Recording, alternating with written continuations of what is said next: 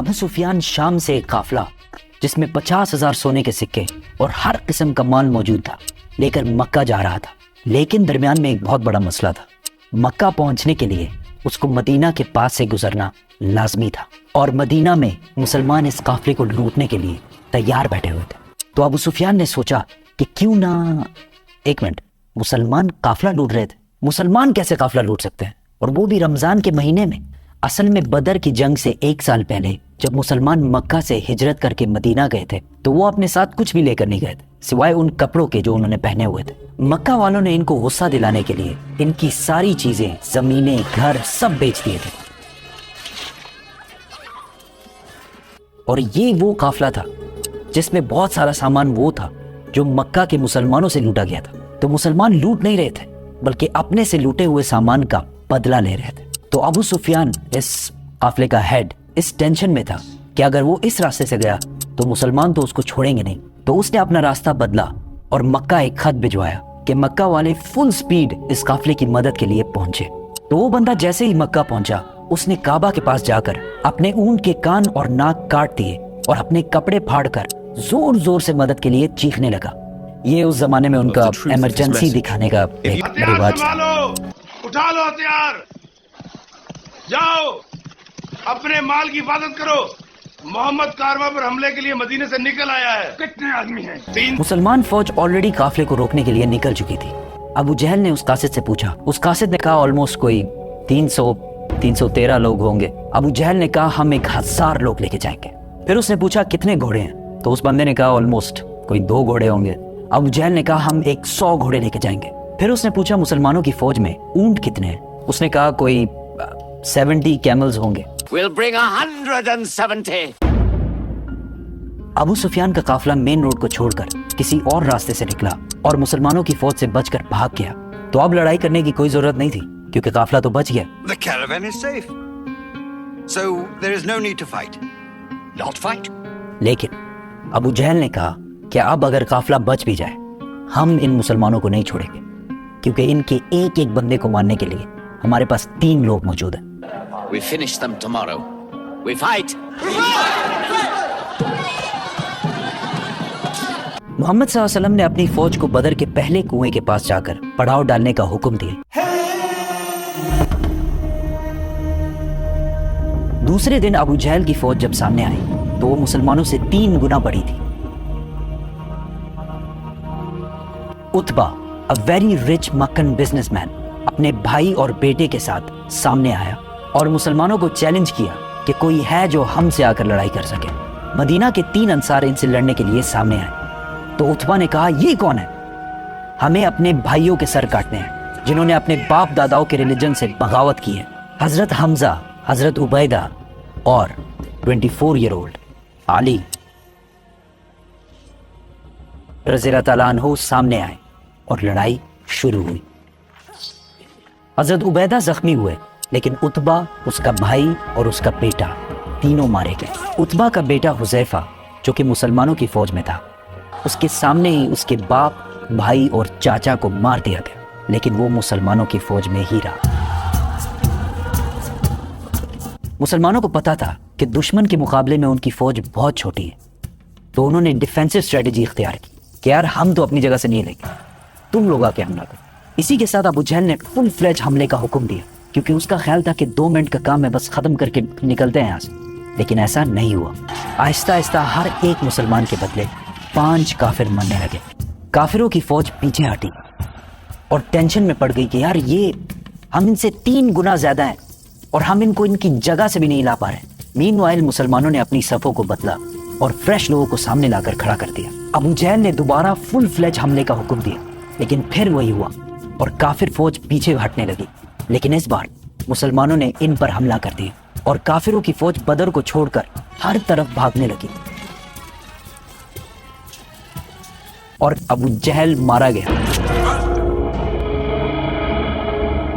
مکہ میں سارے جیت کی خبر کا انتظار کر رہے تھے کیونکہ پچھلے 60 سال میں مکہ کے قریش کو کوئی بڑی شکست نہیں ہوئی تھی اور آلموسٹ 65 سال پہلے انہوں نے ابرہہ کے 60,000 فوج کو بھی ہرایا تھا، اور اس کی وجہ سے پورا عرب قریش کو اپنا لیڈر مانتا تھا۔ لیکن اب مکہ کے قریش صرف 313 لوگوں سے ہار گئے تھے۔ پہلے جو لوگ جنگ سے بھاگ کر مکہ پہنچے تو ان پر کسی نے یقین ہی نہیں کیا کہ ایسا ہو ہی نہیں سکتا کہ ہم جنگ ہار گئے ہوں، لیکن آہستہ آہستہ انہیں سمجھ آنے لگی کہ وہ یہ جنگ اور پورے عرب میں اپنی عزت ہار چکے ہیں۔ ایک مشہور ویسٹرن ہسٹورین لکھتے ہیں کہ جنگ بدر سے پہلے عرب محمد کو ایک کمزور آدمی سمجھتے تھے جس کو اپنے ہی لوگوں نے نکال دیا تھا اور وہ دوسروں سے مدد مانگتا پھرتا، لیکن جنگ بدر کے بعد محمد ایک بادشاہ اور ملٹری جینیس کے طور پر پورے عرب میں مشہور ہو گیا، کیونکہ انہوں نے اپنے سے 3 گنا بڑی فوج کو ہرا کر دکھایا تھا۔ جیت کی خبر لے کر جب مسلمان مدینہ پہنچے تو ہر طرف خوشی اور سیلیبریشن چل رہی تھی، لیکن جیسے ہی رسول اللہ صلی اللہ علیہ وسلم اپنے گھر میں داخل ہوئے تو ان کو پتا چلا کہ ان کی بہت ہی پیاری بیٹی رقیہ، جس سے وہ بہت پیار کرتے ہیں، کچھ ہی دن پہلے فوت ہو چکی ہے۔ اس بات سے رسول اللہ صلی اللہ علیہ وسلم کو بہت دکھ ہوا، لیکن مسلمانوں کی خوشی اور سیلیبریشنز جاری رکھنے کے لیے انہوں نے اپنے غم کا ذکر کسی سے بھی نہیں کیا، اور یہ سیلیبریشن زیادہ دیر چل بھی نہیں سکتی تھی، کیونکہ اس بار ابو سفیان نے پورے عرب سے 3000 کی فوج جمع کر کے مسلمانوں سے بدلہ لینے کی تیاری شروع کر دی تھی۔ They are gathering. Every young man with a sword is on his way to Mecca. بدر میں بری طرح شکست کے بعد مکہ کے کافروں نے 3000 لوگوں کی فوج تیار کی اور مسلمانوں پر حملے کے لیے مکہ سے روانہ ہوئے۔ مسلمانوں نے بھی مدینہ کے ڈیفنس کے لیے 1000 صحابہ کی فوج تیار کی۔ اب پھر وہی بدر والا سسٹم تھا کہ کافروں کی فوج مسلمانوں سے 3 گنا زیادہ تھی۔ Not a big deal, right? Yes. But اس بار مکہ والوں کی فوج میں ایک ینگ اور ٹیلنٹڈ لڑکا اور بھی تھا جس کا نام تھا خالد۔ رسول اللہ صلی اللہ علیہ وسلم نے مدینہ کے اندر رہ کر لڑائی کرنے کا مشورہ دیا، لیکن زیادہ صحابہ نے کہا کہ مدینہ سے نکل کر اوپن ڈیزرٹ میں لڑائی کرنی چاہیے، اور رسول اللہ صلی اللہ علیہ وسلم نے اپنی رائے چھوڑ کر میجورٹی کی رائے مانی، اور مدینہ سے 1000 صحابہ لڑائی کے لیے روانہ ہوئے۔ رسول اللہ صلی اللہ علیہ وسلم نے اس فوج کو 3 گروپس میں ڈیوائیڈ کیا، مہاجرین، اوس اور خزرج۔ 1000 صحابہ میں سے صرف 100 کے پاس باڈی آرمر اور شیلڈز وغیرہ تھے، اور صرف 50 گھوڑے تھے۔ اس کے مقابلے میں 3000 مکہ کی فوج آ کر احد کے مقام پر رکی اور مسلمانوں کا انتظار کرنے لگی۔ اس فوج کے سینٹر کو ابو جہل کے بعد مکہ کا نیا سردار ابو سفیان لیڈ کر رہا تھا۔ ان کے لیفٹ سائڈ پر ابو جہل کا بیٹا اکرمہ اور رائٹ سائڈ پر 33 ایئر اولڈ خالد بن ولید گھوڑوں کے ساتھ لیڈ کر رہا تھا۔ مکہ کے 3000 فوجیوں سے لڑنے کے لیے جب 1000 صحابہ احد پہنچے، عبداللہ بن ابی سب سے بڑا منافق نے کہا کہ ہم تو نہیں لڑیں گے بھائی، یہ تو خودکشی ہے۔ عبداللہ بن ابی اور اس کے 300 ساتھی مسلمانوں کی فوج سے الگ ہو گئے۔ یہ ایک پری پلانڈ سازش تھی یا جو بھی تھا۔ اب مسلمان صرف 700 رہ گئے اور ان کے سامنے 3000 کی فوج کھڑی تھی۔ رسول اللہ صلی اللہ علیہ وسلم نے 50 آرچرز تیر انداز اس پہاڑ کے اوپر بھیجے تاکہ مکہ والے پہاڑ کے پیچھے سے حملہ نہ کر سکیں، اور ان 50 لوگوں کو کلیئر آرڈر دے دیے کہ اگر تم دیکھو کہ مسلمان جنگ جیت چکے تم نے پہاڑ سے نہیں اترنا، اور اگر تم دیکھو کہ مسلمان ہار گئے ہیں اور پرندے ان کے جسموں کا گوشت کھا رہے تب بھی تم نے اپنی جگہ سے نہیں ہلنا۔ کافروں کی فوج سے ایک بندہ سامنے آیا اور مسلمانوں کو چیلنج کیا۔ حضرت علی نے جا کے پھر اس کا بھائی سامنے آیا اور حضرت حمزہ نے اس کو بھی ختم کر دیا۔ پھر وہاں سے آتے گئے اور مسلمان ساروں کو مارتے رہے۔ اسی کے ساتھ دونوں فوجوں نے حملہ کر دیا۔ پہلے لڑائی تھوڑی سخت ہوئی، لیکن آہستہ آہستہ صحابہ ان کو کرش کرتے گئے اور مکہ والے حوصلہ ہارنے لگے، اور تھوڑی سی لڑائی کے بعد بدر کی طرح میدان سے بھاگنے لگے۔ کلیئرلی یہ لگ رہا تھا کہ مسلمان جنگ جیت چکے، اسی لیے پہاڑ پر کھڑے 50 آرچرز میں سے 41 جیت کی ایکسائٹمنٹ میں پہاڑ چھوڑ کر مال اکٹھا کرنے کے لیے نیچے اترے، اور پہاڑ کے اوپر صرف 9 تیر انداز رہ گئے، اور ایگزیکٹ اسی ٹائم کا خالد بن ولید انتظار کر رہے۔ جیسے ہی وہ نیچے اترے، خالد اپنے گھڑ سواروں کو لے کر پہاڑ کے پیچھے سے لائٹننگ سپیڈ کے ساتھ بڑھے۔ اب the game was completely changed۔ مسلمان جیتی ہوئی جنگ کے بجائے 2 فوجوں کے درمیان میں پھنس گئے تھے، اور آہستہ آہستہ بہت سارے صحابہ شہید ہونے لگے، اور مسلمانوں کے مین جنرل حضرت حمزہ کو ایک حبشی غلام وحشی نے شہید کر دیا۔ And to make it even worse, دونوں فوجوں سے لڑنے کے دوران وہاں ایک افواہ پھیل گئی کہ محمد صلی اللہ علیہ وسلم کو بھی شہید کر دیا گیا۔ اور یہ افواہ اس لیے پھیلی کہ جب خالد بن ولید پہاڑ کے پیچھے سے حملہ کر رہے تھے تو ان کے ایک گروپ نے محمد صلی اللہ علیہ وسلم کے کیمپ پر حملہ کر دیا، اور اس ٹائم وہاں پر رسول اللہ کی پروٹیکشن کے لیے صرف 9 لوگ موجود تھے۔ لڑائی یہاں تک گئی کہ رسول اللہ صلی اللہ علیہ وسلم کا دانت شہید ہوا، لیکن حضرت طلحہ اور باقی صحابہ نے ان کو بچائے رکھا۔ 9 ڈیفینڈرز میں سے 7 جب شہید ہوئے تو کافروں کو لگا کہ انہوں نے رسول اللہ کو بھی شہید کر دیا، کیونکہ انہوں نے مصعب بن عمیر کو شہید کیا تھا، جن کی صورت رسول اللہ صلی اللہ علیہ وسلم سے بہت ملتی جلتی۔ اتنے میں مسلمانوں کی فوج کسی طرح وہاں سے نکل کر پیچھے ہٹی اور رسول اللہ صلی اللہ علیہ وسلم کو پروٹیکٹ کر کے پہاڑ کے اوپر لے گئی، اور پہاڑ کے اوپر دوبارہ فارمیشن بنائی اور لڑائی کے لیے بالکل ریڈی ہو گئی۔ مکہ والوں کے گھوڑے پہاڑ پر چڑھ نہیں سکتے تھے، اور بغیر گھوڑوں کی ان کی سپیڈ بہت سلو ہوتی، اور مسلمان ان پر بہت تیر برساتے۔ تو ابو سفیان نے فیصلہ کیا کہ بس اتنا کافی ہے، ہم بس یہاں سے واپس مکہ چلے جائیں گے۔ جانے سے پہلے ابو سفیان نے حضرت عمر سے پوچھا کہ کیا ہم نے محمد کو قتل کر لیا ہے؟ تو حضرت عمر نے کہا کہ نہیں، وہ بالکل ٹھیک ہے، اور یہ جو تم کہہ رہے ہو وہ سن رہے ہیں۔ اس پر ابو سفیان کو بہت غصہ آیا، کیونکہ انہوں نے یہ جنگ اس لیے کی تھی کہ محمد کو شہید کیا جائے اور مدینہ پر قبضہ کیا جائے، لیکن ان میں سے کوئی بھی آبجیکٹو پورا نہیں، اور وہ واپس رہ گئے۔ تاریخ میں بہت سارے ہسٹورینز اس جنگ کو مسلمانوں کی ایبسولوٹ شکست کہتے ہیں، لیکن کچھ ہسٹورینز ایسے بھی ہیں جو کہتے ہیں کہ یس، مسلمانوں کو بہت نقصان ہوا، لیکن قریش کا کوئی بھی آبجیکٹو پورا نہیں ہوا۔ اس جنگ سے مسلمانوں کو بہت نقصان ہوا، لیکن ایک چیز مسلمانوں نے اس سے سیکھی کہ جنگ کے دوران کبھی بھی اپنے لیڈر کے آرڈر کے خلاف نہیں جانا، اور پھر آنے والے سالوں میں بڑے بڑے سپر پاورز کے ساتھ ان کی لڑائی میں کبھی بھی مسلمانوں نے کسی بھی لیڈر کی خلاف ورزی نہیں کی۔ مکہ کی فوج واپس تو چلی گئی، لیکن اس بار ابو سفیان نے پورے عرب سے 10,000 کی فوج جمع کر کے مسلمانوں پر حملے کی تیاری شروع کر دی۔ احد کی جنگ جیتنے کے بعد ابو سفیان فل کانفیڈنس میں آ گیا کہ اب تو ہم ان مسلمانوں کو چھوڑیں گے نہیں، تو انہوں نے پورے عرب سے 10,000 لوگوں کی فوج تیار کرنا شروع کر دی۔ 10,000! پتہ ہے 10,000 کتنے تھے؟ پورے مدینہ کی آبادی، بڑے بچے عورتیں بوڑھے سب ملا کے بھی 10,000 کی ٹوٹل آبادی نہیں تھی مدینہ کی۔ کافروں کی ان تیاریوں کا جب رسول اللہ صلی اللہ علیہ وسلم کو پتہ چلا تو انہوں نے جلدی ایک میٹنگ بلائی، جس میں سب کو پتا تھا کہ لڑائی تو امپاسبل ہے، کچھ اور ہی کرنا پڑے گا۔ اس میٹنگ میں ایک فورن نیشنل سلمان فارسی بھی بیٹھے ہوئے تھے۔ انہوں نے ایڈوائس دی کہ دیکھو، مدینہ ویسے بھی تینوں طرف سے پہاڑوں کی وجہ سے سیف ہے، ہمیں صرف ایک سائڈ کو سیکیور کرنا ہے، اور وہ ہے مدینہ کی ناردرن سائڈ۔ اور مدینہ کے اندر جو یہودی ہیں تو وہ تو ہمارے دوست ہیں، ہمیں ان سے کوئی مسئلہ نہیں ہے۔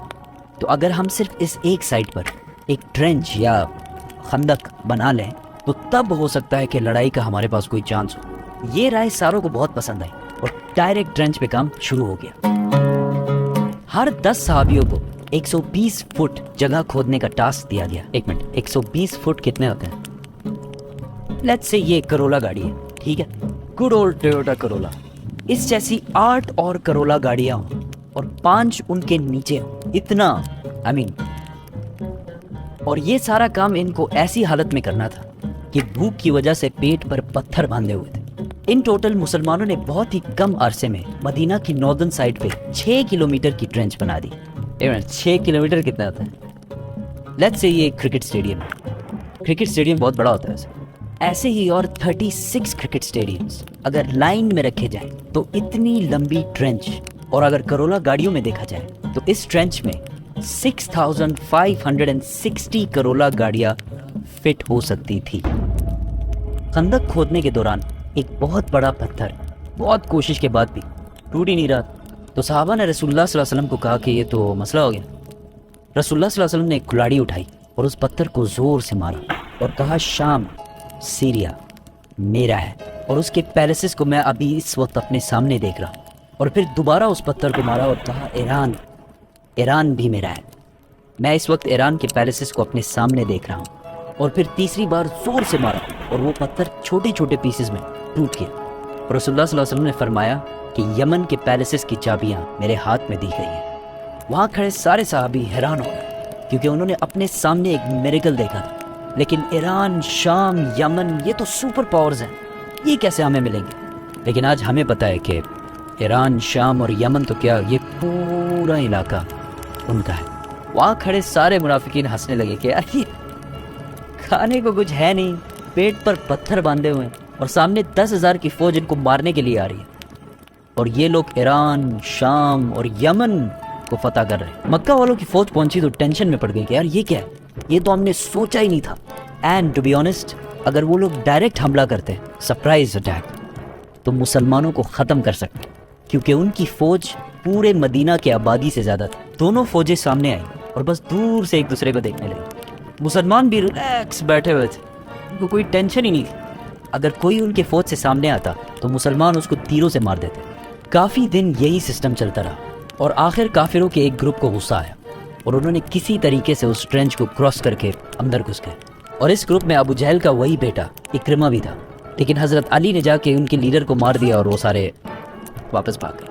ایسا لگ رہا تھا کہ کلیئرلی مکہ والے جنگ ہار رہے ہیں، لیکن یہاں ابو سفیان نے ایک بہت زبردست گیم کھیلی کہ مدینہ کے اندر تو ہم نہیں گھسا، لیکن مدینہ کے اندر جو یہودی ہیں ان کو مسلمان کبھی اچھے نہیں لگتے۔ ان کو اگر ہم کسی طرح کنونس کریں اور وہ مسلمانوں کے گھروں میں ان کی عورتوں اور بچوں پر حملہ کریں تو مسلمانوں کو ضرور پیچھے ہٹنا پڑے گا اور ہم ان پر حملہ کر دیں گے۔ اور یہودیوں نے ڈائریکٹ ہاں کر دی اور سارے معاہدے جو مسلمانوں کے ساتھ کیے تھے توڑ دیے۔ ناؤ مسلمان عہد کی طرح دو فوجوں کے درمیان میں پھر پھنس گئے، اور یہودیوں نے آہستہ آہستہ مدینہ کے اندر صحابہ کے گھروں کو ریڈ کرنا شروع کیا۔ مسلمان اب اس ٹینشن میں پڑ گئے کہ وہ اپنے گھروں میں اپنے عورتوں اور بچوں کو بچائیں اور یا مکہ والوں کی فوج سے ادھر لڑیں۔ یہ بہت ہی ٹینس سچویشن تھی مسلمانوں کے لیے، یہاں تک کہ رسول اللہ صلی اللہ علیہ وسلم نے کہا کہ اب مدینہ والوں کے گھروں کو بچانے کے لیے صرف ایک ہی راستہ ہے کہ ہم کافروں کے ایک گروپ سے ڈیل کر لیں، کہ ہم ان کو ہر سال مدینہ کے کھیتوں میں جو کراپس ہوتی ہیں ان کا 1/3 حصہ ان کو دیں گے۔ لیکن صحابہ نے کہا کہ اگر یہ اللہ کی طرف سے ہے تو بالکل ڈیل کرتے ہیں، لیکن اگر آپ ہمارے بچوں کو بچانے کے لیے اتنی بڑی قربانی دے دیں تو ایسا نہ کریں، ہم آخری دم تک لڑیں گے۔ اتنے ٹینس سچویشن میں کہ مسلمان بالکل حوصلہ ہار رہے تھے۔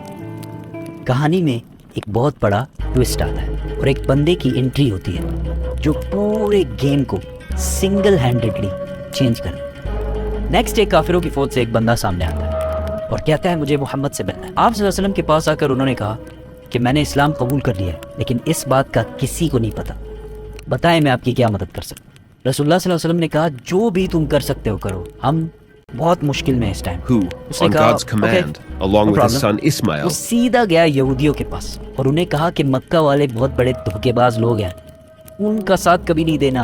اگر انہیں تھوڑا بھی لگا کہ وہ ہار رہے ہیں تو وہ تمہیں یہیں چھوڑ کر واپس چلے جائیں گے، اور پھر مسلمان تمہیں نہیں چھوڑیں گے۔ ہاں اگر پھر بھی ڈیل کرنی ہے تو ان سے گارنٹی کے طور پر کچھ بندے ضرور مانگ لینا، اگر وہ سچے ہیں تو وہ ضرور دیں گے۔ اس کے بعد وہ سیدھا کافروں کے پاس گیا اور ابو سفیان کو کہا کہ یہودی اور مسلمان سارے ملے ہوئے۔ اگلے دن مکہ والوں نے یہودیوں سے کہا کہ بس ہم حملہ کر رہے ہیں، تم لوگ بھی حملہ کرو مسلمانوں کو ہمیشہ کے لیے once and for all۔ بالکل حملہ ہم کریں گے، لیکن آپ ہمیں کچھ بندے تو پرووائڈ کریں ایز اے گارنٹی۔ مکہ والوں نے یہودیوں کی بات نہیں مانی۔ یہودیوں کو جب پتا چلا کہ انہوں نے کوئی بھی بندہ حوالہ نہیں کیا تو انہوں نے بھی کہا یہ ہمارے ساتھ دھوکہ کر رہے ہیں، اور اس طرح یہودیوں اور مکہ والوں کی الائنس ٹوٹ گئی اور مسلمان دوبارہ گیم میں واپس آ گئے، کیونکہ اب ان کا دشمن صرف ان کے سامنے کھڑا تھا اور مدینہ کے اندر سے سارے خطرے ختم ہو گئے۔ 1 مہینے تک مدینہ کے باہر صرف کھڑے رہنے سے مکہ والوں کی موٹیویشن بالکل زیرو ہو گئی۔ اینڈ ٹو ٹاپ دیٹ، ایک دن ایک بہت تیز ڈیزرٹ سٹارم نے مکہ والوں کا سارا سامان، ٹینٹس، برتن، بستر، وٹ ایور، سارا کچھ اکھاڑ کر رکھ دیا اور وہ سارے بھاگ کر واپس چلے گئے۔ جیسے ہی مکہ والے واپس گئے، مسلمانوں نے اپنی اٹینشن یہودیوں کی طرف کی۔ رسول اللہ صلی اللہ علیہ وسلم جب مدینہ ہجرت کر کے آئے تھے تو انہوں نے یہودیوں کے ساتھ ایک کانسٹیٹیوشن بنایا تھا کہ یہودی اپنے قانون اور لاز سے رہیں گے اور مسلمان اپنے قانون سے رہیں گے، اور یہودیوں کے قانون میں ایسی غداری کی جو انہوں نے کی تھی، صرف ایک ہی سزا تھی کہ ساروں کے سر کاٹے جائیں۔ یہودیوں کے لیڈر نے اپنے لوگوں کو ایک مشورہ دیا کہ ہم ایسا کرتے ہیں کہ اپنے عورتوں اور بچوں کو خود قتل کرتے ہیں اور پھر مسلمانوں سے آخری دم تک لڑتے ہیں، لیکن کسی نے بھی اس کی بات نہیں مانی۔ رسول اللہ صلی اللہ علیہ وسلم نے سعد بن معاذ کو فیصلہ کرنے کا حکم دیا۔ سعد بن معاذ نے فیصلہ کیا کہ ان کے بچوں اور عورتوں کو رہنے دیا جائے اور ان کے مردوں کے سر کاٹ دیے جائیں۔ یہودیوں کے قانون کے حساب سے یہ ایک کم درجے کی سزا ان کو دی گئی تھی۔ اس کے بعد پورے عرب کو سمجھ آ گئی کہ مسلمانوں کے ساتھ اب اور کچھ بھی نہیں ہو سکتا، اور مسلمان پہلی بار ایک فری اور اسٹرانگ کنٹری بننے لگے، اور محمد صلی اللہ علیہ وسلم ایک اسٹرانگ بادشاہ.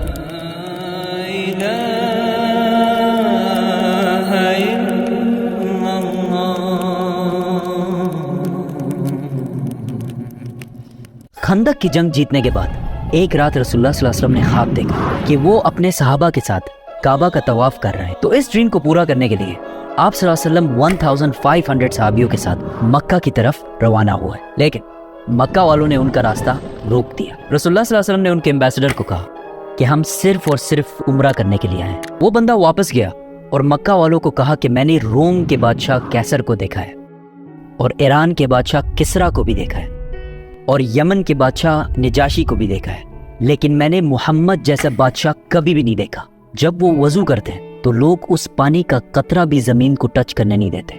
ایسے آدمی اور ایسے فالوور سے لڑنا امپاسبل ہے. میں تو کہتا ہوں ان کی بات مان لو, لیکن آف کورس انہوں نے بات نہیں مانی. رسول اللہ صلی اللہ علیہ وسلم نے حضرت عمر کو کہا کہ تم جاؤ اور ان سے بات کرو. تو انہوں نے کہا کہ میرا کوئی بھی رشتہ دار اتنا اسٹرانگ نہیں ہے مکہ میں جو میری پروٹیکشن کر سکے, کیونکہ حضرت عمر کا تعلق تھا بنو عدی سے جو کہ قریش میں تھا, لیکن اتنا پاورفل خاندان نہیں تھا. حضرت عمر نے کہا آپ عثمان کو بھیجیں, کیونکہ عثمان کا تعلق بنو امیہ سے تھا اور بنو امیہ قریش کی سب سے اسٹرانگ اور سب سے مالدار فیملی تھی. اور آگے جا کر اس فیملی نے آلموسٹ 100 سال تک مسلمانوں پہ حکومت بھی کی ہے, اور آج تک مسلمانوں کی ایک سینٹرلائزڈ سب سے بڑی امپائر جو تھی وہ بھی یہی امیہ امپائر.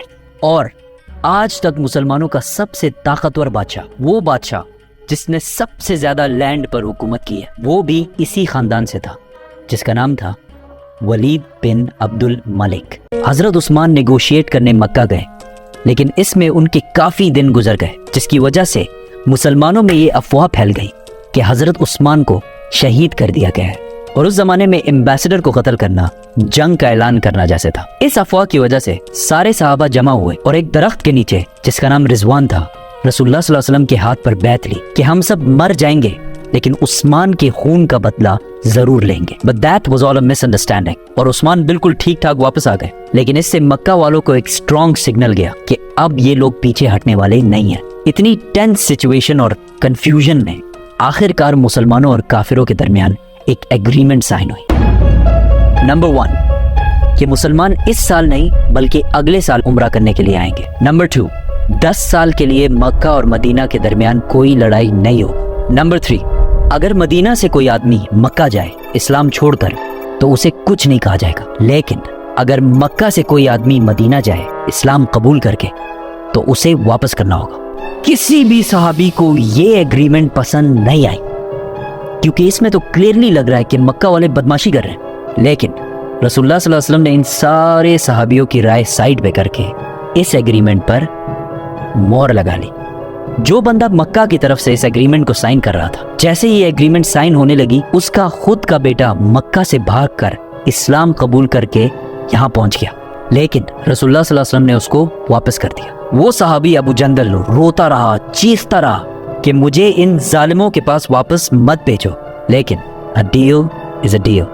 اس کو واپس کر دیا گیا. کافی لوگ ایسے آنے لگے اور سب کو واپس بھیجا گیا. ایک دفعہ ایک عورت بھی مکہ چھوڑ کر مدینہ آئی, لیکن اس عورت کو واپس نہیں کیا گیا کیونکہ مکہ والوں نے معاہدے میں ایک غلطی کی تھی, اور اس معاہدے میں لکھا تھا کہ اگر کوئی آدمی مکہ سے مدینہ آئے تو اسے واپس کیا جائے گا. آدمی, عورت کا تو کسی نے کچھ نہیں کہا. اور اس طرح کوئی آدمی اگر اسلام قبول کر کے مدینہ آئے تو اسے واپس کر دیا جاتا تھا, لیکن اگر کوئی عورت آئے تو اسے مزے سے رہنے دیا جاتا. ایسا سسٹم چلتا رہا. آخر ایک شخص آیا, ابو بصیر. رسول اللہ صلی اللہ علیہ وسلم نے اس کو بھی واپس کیا, لیکن وہ کسی طرح وہاں سے بھاگ کر مکہ اور مدینہ دونوں کو چھوڑ کر ادھر ان the middle of nowhere رہنے لگا. آہستہ آہستہ بہت سارے لوگ مکہ سے مدینہ جاتے اور مدینہ سے انہیں واپس بھیج دیا جاتا, لیکن وہ مکہ کے بجائے ادھر ابو بصیر کے ساتھ رہنے لگے. اور یہاں آہستہ آہستہ ایک پورا ٹاؤن آباد ہو گیا, اور ان کی لوکیشن اتنی پرفیکٹ تھی کہ یہ مکہ اور شام کے درمیان جو ٹریڈ کا راستہ تھا بالکل اس کے پاس آباد تھے. تو انہوں نے آہستہ آہستہ مکہ والوں سے اپنا بدلہ لینا شروع کیا. اس ابو بصیر کے ٹاؤن کی وجہ سے مکہ والوں کا ملینز اینڈ بلینز کا نقصان ہونے لگا. آخر کار مکہ والوں نے تنگ آ کر اس ایگریمنٹ کا 3rd پوائنٹ, جو انہوں نے خود بڑے خوش اور پاورفل ہو کے ڈالا تھا, خود ہی کہا کہ بس اس کو ختم کرو، اور کہا کہ آج سے اگر کوئی آدمی مکہ سے مدینہ جائے تو اسے پلیز مدینہ میں بہت اچھے طریقے سے رکھو، اور آہستہ آہستہ یہ ایگریمنٹ ان کے گلے میں پھنسنے لگی۔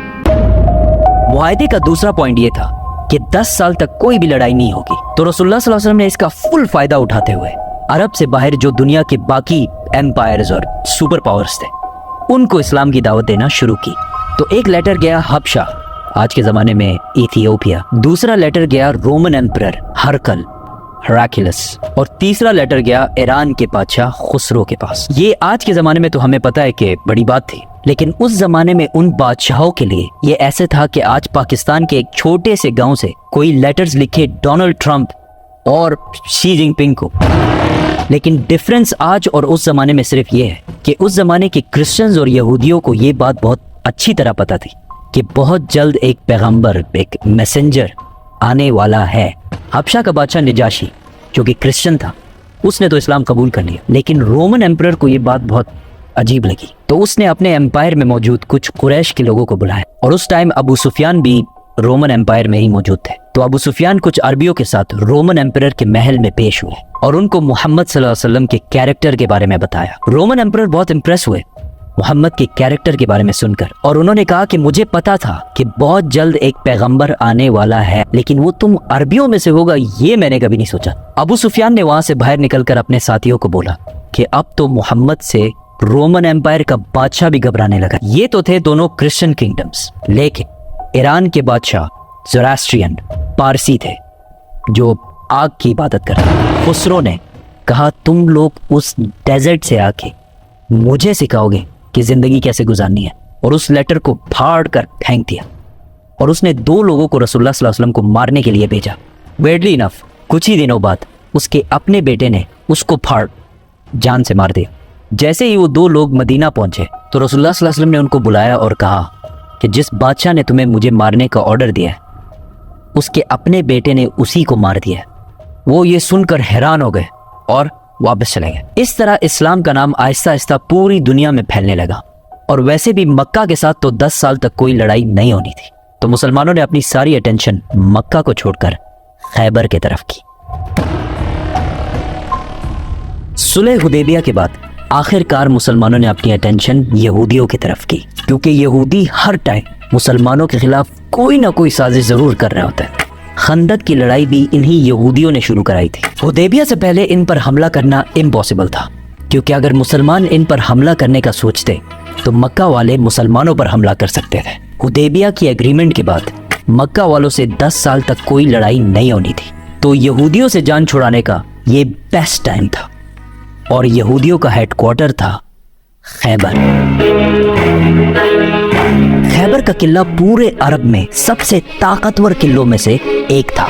عرب آلموسٹ سارا ہی ڈیزرٹ ہے، لیکن خیبر میں فارمز اور فروٹس اور یہ چیزیں بہت زیادہ تھیں جن کو پورے عرب میں ایکسپورٹ کر دیا جاتا، اور اس سے جتنا پیسہ بنتا تھا اس سارے کو یہودی اس قلعے میں سیف کر کے رکھتے تھے، کیونکہ ان کو پتا تھا کہ خیبر کو فتح کرنا امپاسبل ہے۔ مسلمانوں نے بہت ہی سیکرٹلی خیبر پر حملے کی تیاری شروع کر دی، لیکن مدینہ کے منافقوں نے پہلے ہی خیبر والوں کو بتا دیا کہ بھائی صرف 1500 لوگوں کی فوج تمہارے طرف آ رہی ہے، اور تم لوگ تو ویسے بھی بہت زیادہ ہو، آرام سے ان کو ہرا دینا۔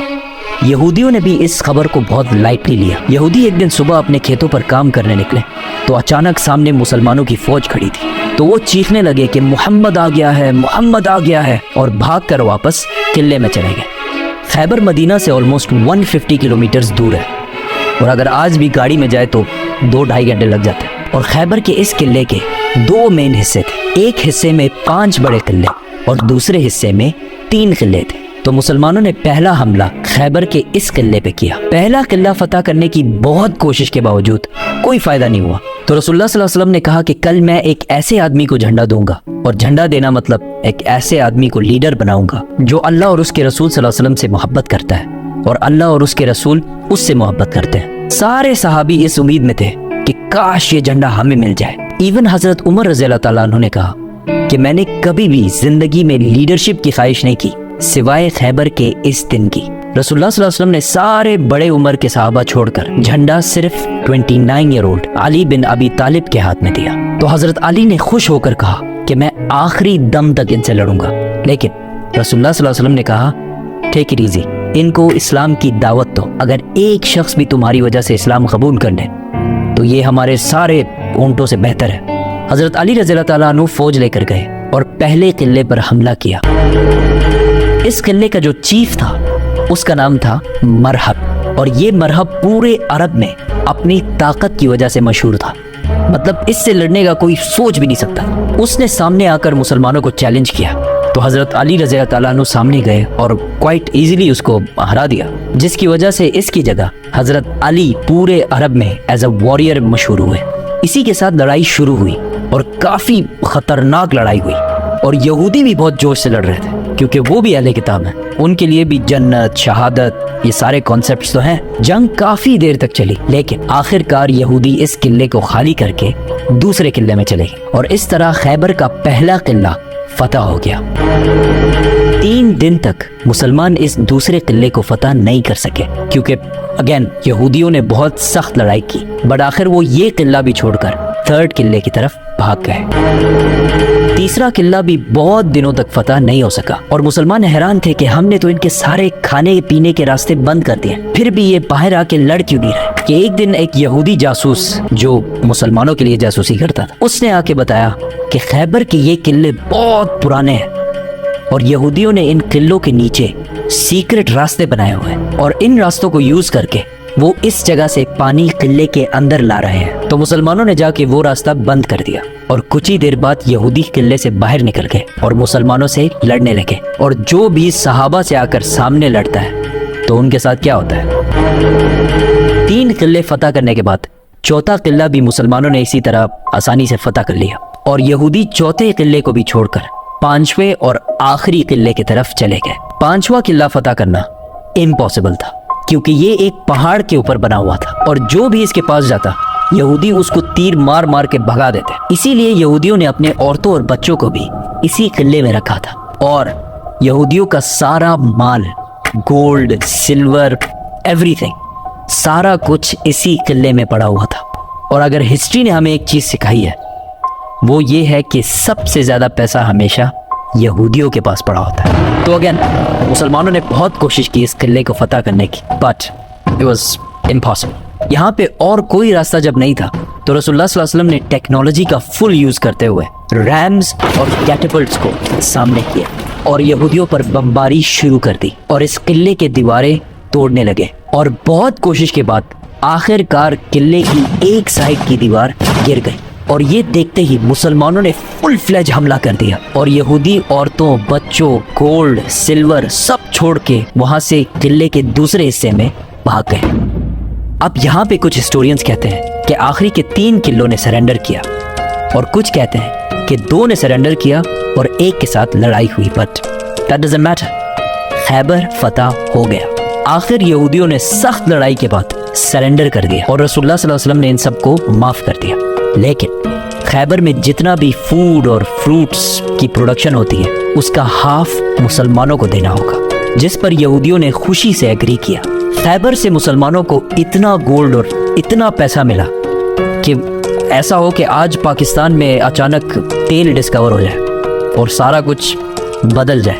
इवन हजरत उमर रज़ियल्लाहु ताला अन्हु ने कहा कि हिजरत के 7 साल बाद पहली बार खैबर में हमने पेट भर कर खाना खाया। जो मुसलमान मक्का से हिजरत करके मदीना आए थे उन सब ने अपने मदीना के भाइयों को पैसे वापस कर दिए। खैबर की इस जीत ने मुसलमानों को एक गरीब कम्युनिटी से अरब की सबसे पावरफुल और रिच कम्युनिटीज में से बना दिया।